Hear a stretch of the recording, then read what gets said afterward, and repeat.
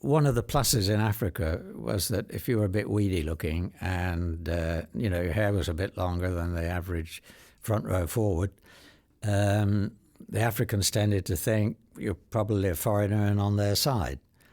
So I had no trouble at all. In fact, I kind of figured there wasn't anything going to happen because they were shouting a bit, but usual stuff. And so I walked back to the car, and I was just going to say to Humphrey, we might as well shove off because I'm the only white face in the crowd and I'm going to get arrested, when the shooting started. So that was it, really. There were no pictures. I had two Leicas with a 35 and a 50.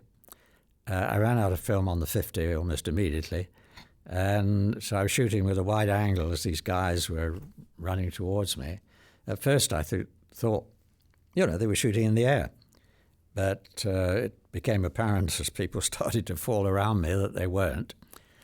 And that was it, really. It was the only good thing to come out of it was that I think 76 dead and about 69 people, I think it was. Something like that, and about 140 wounded.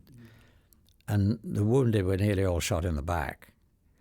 And when it came to court, the police claimed to have fired in one burst, and I had photographs of them reloading. They said they'd fired from the ground, and I had them standing up on the APC shooting down onto the crowd. The first burst stopped, and I thought, that's it, and I was about to get up when they started shooting again.